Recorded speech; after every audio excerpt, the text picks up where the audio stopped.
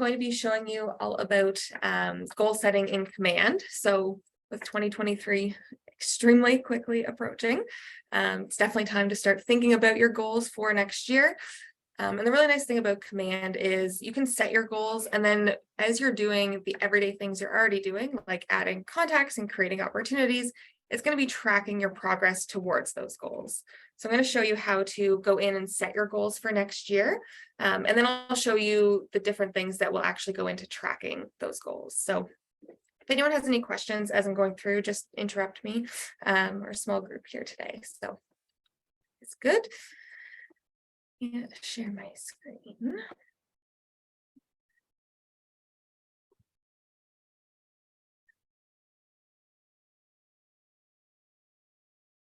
I think it'd be better to try and do it as you're doing it, or just watch and try later. I'm trying to.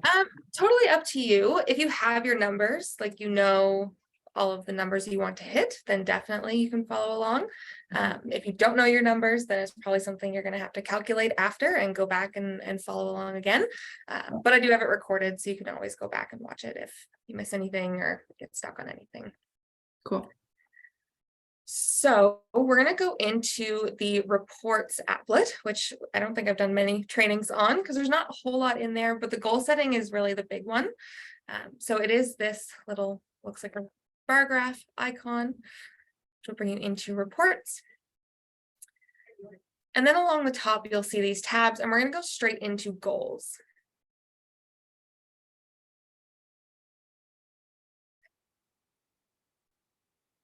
So this is your dashboard. Right now it's going to be showing 2022 goals, and it'll likely be blank if you've never done this before, if you didn't do it back in 2021. So all you have to do up here is change this drop down to 2023. And then you're going to see you have 16 days left to set your goals. They give you until the end of the year. And then you're going to click goal settings to actually go in and set what your goals are for these different categories. So we're going to go through all of those in depth as we get through it. So it's going to bring you into one of those Kelly guides, similar if you set up your agent website, same sort of thing. It just guides you through each step. And then at the end, all of your goals will be set. So I'm going to click on get started. So on the left-hand side, the very first thing is what year are you setting your goals for, which we're doing 2023. That should already be filled in. Then you need to fill in what your 2023 profit goal is. And so this is your commission before taxes, but after all of your expenses and cost of sales are taken out. So how much do you want to go into your pocket before you pay CRA, your taxes? Okay. Please disregard the USD. Do not convert it to USD. I don't know why this pops up. You will see that in random places through Command, just the one downside, I guess, of being part of an American company. But we always submit feedback and tell them to remove the USD because we are a worldwide company and not every country uses USD. So just put the numbers in based on Canadian dollars, because as you're tracking it and you're creating your opportunities and putting in the list prices and things like that, it's all going to be Canadian dollars, what you're actually inputting into the system. So just set them exactly as the dollar amount that would be relevant for us. So I went with 100,000, which is a very typical goal for a lot of agents that join in. So we have 2023 profit as 100,000. Then you're going to calculate your expenses and cost of sales. Does everyone know the difference between those? Yeah. Very briefly explained, expenses are things that charges you're going to incur regardless of whether you transact or not. You know, you could spend $1,000 on marketing and you might not get a deal out of it. So those expenses are just going to be the things you're spending money on for your business that happen regardless of any transactions. Your cost of sales are charges that happen if you have a transaction. And the most common thing you're going to put in there is your split. So if you're on 70-30, that's the 30% that you pay to Keller Williams. If you're on a team, you'd need to incorporate that as well, whatever percentage you're paying to your Rainmaker. So those are just things that costs you only incur if a transaction occurs. Okay, and you're putting the yearly amount in here. So it is going to take a little bit of math to figure out how much you're planning to spend per month or what your budget is per month, I guess.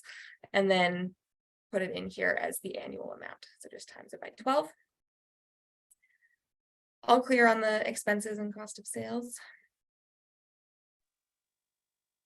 So Jess, if you put in 100,000 annual profit, if you're on a 70-30 split, I'm assuming your cost of sales would be roughly 30 grand. Roughly. And then, Yeah. and then maybe anything else that you kind of look at. Okay. Yeah, so maybe you factor in closing gifts if you only buy those when a property closes. Those kind of things that you're not buying unless the transaction is going to close. Okay, perfect. Then you have your business makeup. So what percentage of your business is going to be listings and what percent is going to be buyers? Of course, we don't deal with leases here, so you just leave that as 0. If you're a newer agent, it's typically very buyer heavy. So this might be 70% buyers, 30% listings, or 80% buyers, 20% listings. If you've been in business for a while, you'll probably know what your averages are and you can fill that in. But just kind of give it your best guess or what your goal is. If you want to be 50-50 and have an equal balance, if you want to have more listings than buyers, fill that in. Just remember, these are your goals. So not, what you've typically been doing, but what you want to do next year. Okay. Then your average commission per unit. Again, if you've been in business for a while, this is one that you'll typically know. If you don't know, I think the average, being very conservative, is like 7,500 in our market. Sometimes up to, obviously it can change, but the average, I would say, if you don't know your average commission, put in 7,500. Better to underestimate than overestimate, in my opinion. So I'll leave that filled in. And you can see as you fill in these numbers, you're getting some graphs over here just to show you what that looks like. So let's say I change this to 70% listings, 30% buyers, that will change to update that. And this should always equal 100%. Otherwise, it won't let you save it. Okay. Once you've filled those goals in, you click on continue. And now you have to set your conversion rates. So this is another number that if you have been in business for a while, you probably have started to calculate or started to figure out what your conversion rates are. If you don't know what your conversion rates are, there are recommended rates already filled in here, and you can leave those as is, which is what I recommend. If you haven't done a lot of business, or you're very, very new to being in real estate and you don't know these numbers yet, or you just don't have enough data for them, just keep the recommended amounts. So with conversion rates, first we're looking at leads here. So this is people who have shown interest in you, but you've not started building that relationship and you haven't engaged in a two-way conversation. So when you have leads, what percentage of those leads actually turn into contacts? How many of those leads, let's say you ran a Facebook ad, how many of the 20 leads that you got actually turned into a contact and someone that you started talking to, having a conversation with, and building a relationship with? So the average is 5% of leads turn into contacts. Once they're a contact and you started building that relationship, what's the percentage of those contacts that actually end up setting an appointment with you? Okay. Once they've set an appointment with you, what percentage actually keep the appointment and actually come to that appointment once you've scheduled it? They all have no-shows, happens. What percentage actually show up and meet with you? Of those people that meet with you, what percentage actually turn into a buyer or seller designated agreement? And then once you've signed a listing or a buyer agreement, what percentage of those actually go under contract and get an accepted offer? And then I think at the bottom, we should have closed, maybe not. Believe it's not showing there, so we don't. So I think it just ends at under contract. I thought there was a percentage for closed. So you're basically just going to start right from the beginning and follow it along. So what percentage of leads turn into contacts, percent of contacts turn into appointments, etc. Okay. So again, if you've done this math and you know your numbers and you've been tracking that, you can click set individually here at the top, which will make these editable and you can change them. If you don't know these numbers, again, just keep the standard ones that are here. And you have to set it for both your listings and your buyers because those numbers may be different. It's a lot easier to convert a buyer who isn't paying you to do the work. But if someone's paying you a ton of commission, and if you were in business planning, you would have heard Ann go over this. When they're paying you 5% of their house price, it's a little bit harder for you to get that. You're going to have to work a little bit harder for that. So just keep that in mind and make sure that you set both separately. Okay. Then you'll click continue. And then this is just reviewing your goals. So it's showing you your conversion rates for all of those categories I mentioned, your annual estimated GCI. I have very low expenses, apparently I did not fill any in there. And then your business makeup and your average commission per unit. So this is just your spot to look it over and make sure it all looks correct. And once that's done, you're just going to click set goals at the bottom.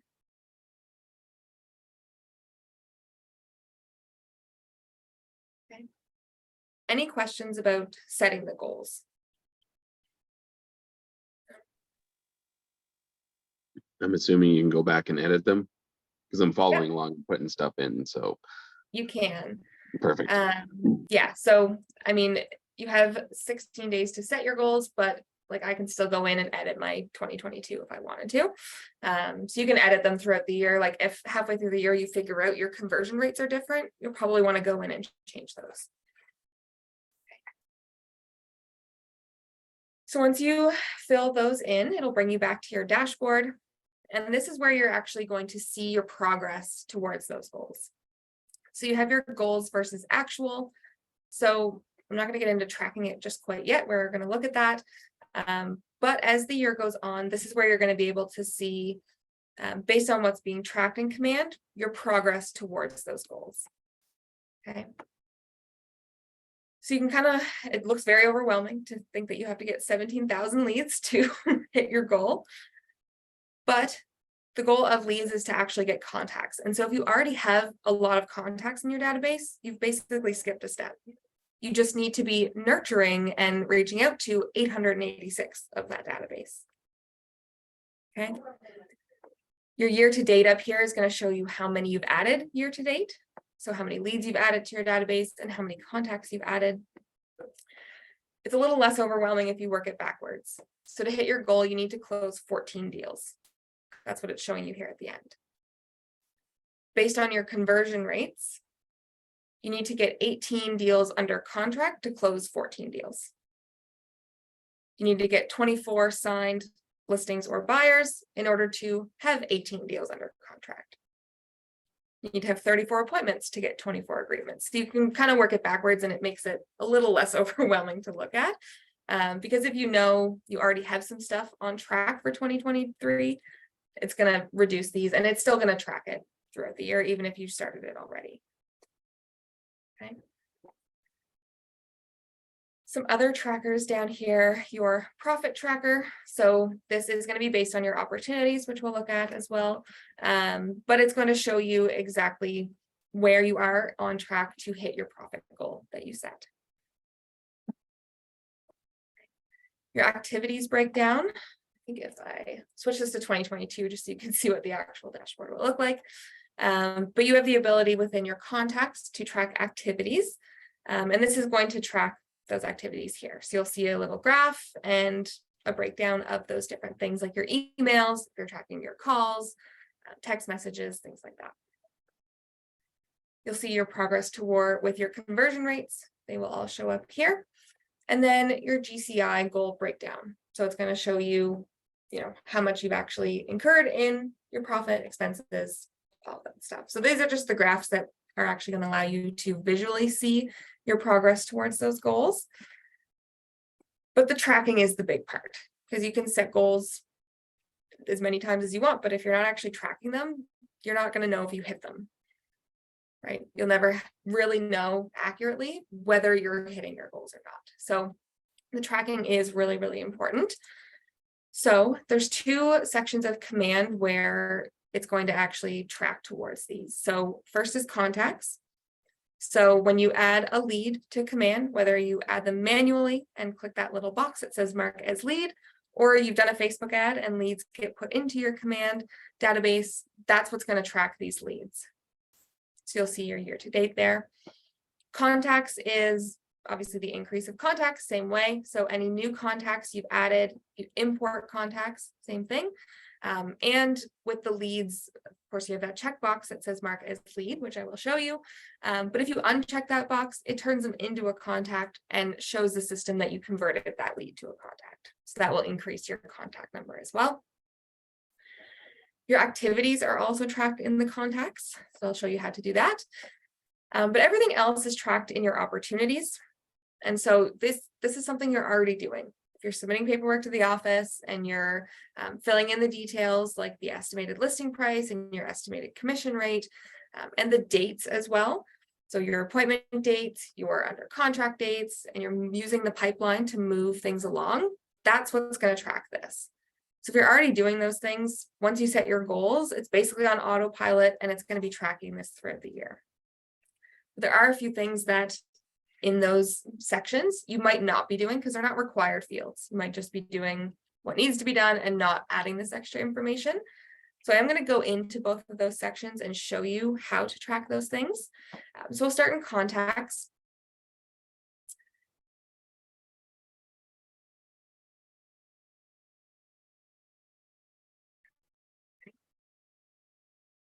So I'm going to open up this contact here.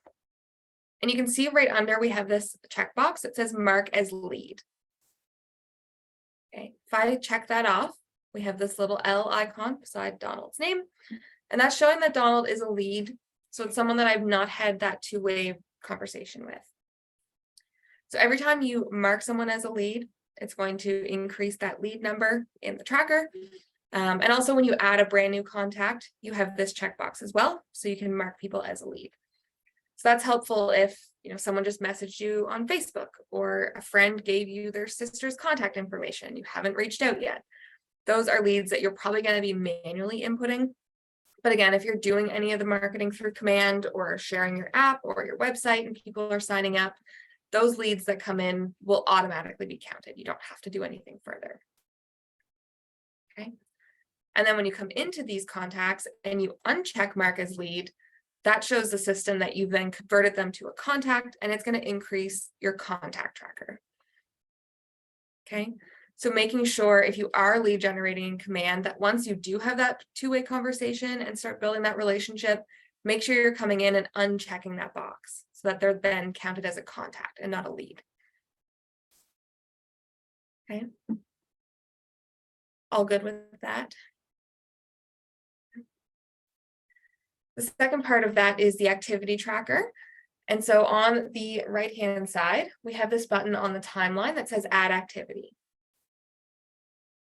So when you click add activity, you can track your interactions. So your meetings, your calls, your emails, texts, and you can just leave a note if there's something you need to write about.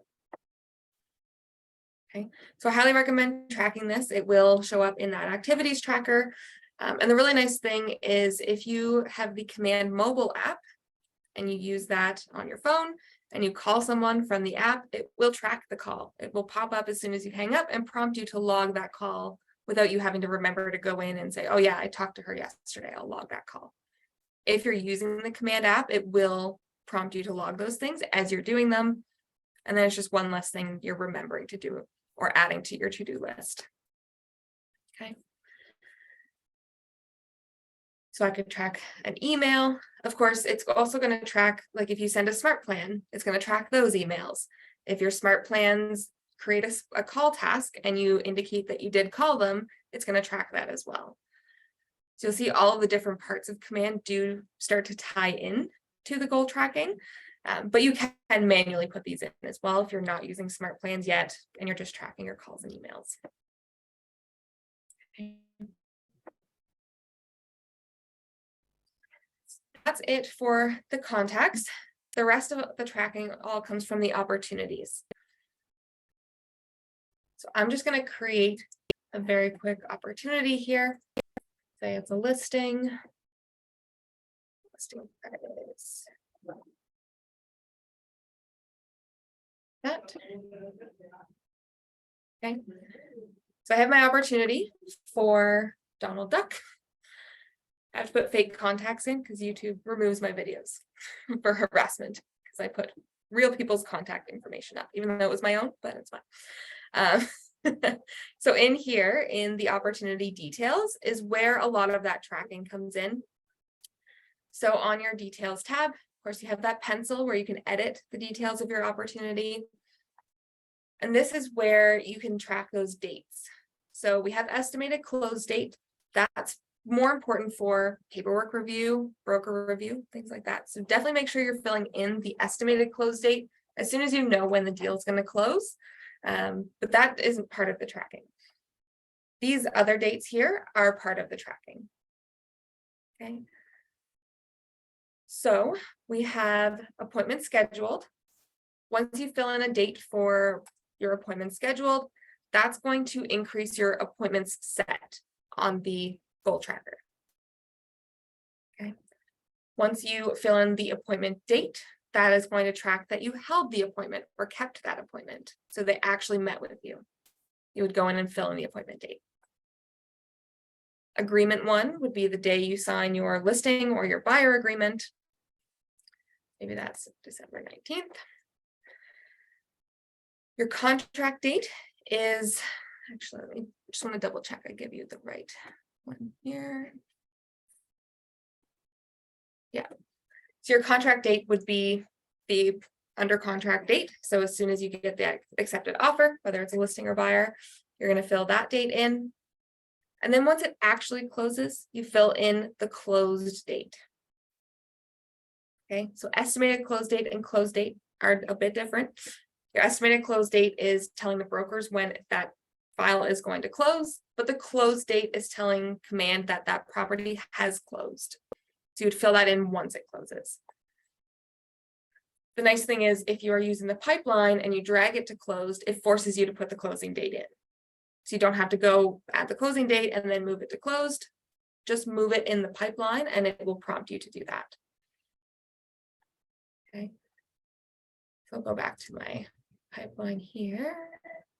So that's my opportunity. If I drag that up to closed, it makes me enter the closing date. So it's a bit quicker that way. You don't have to go in and add the date. It's going to make you put that in. Confirm the closing date, and now it's tracked that you have a closed unit towards those goals. Okay. Any questions about entering that information for tracking? No?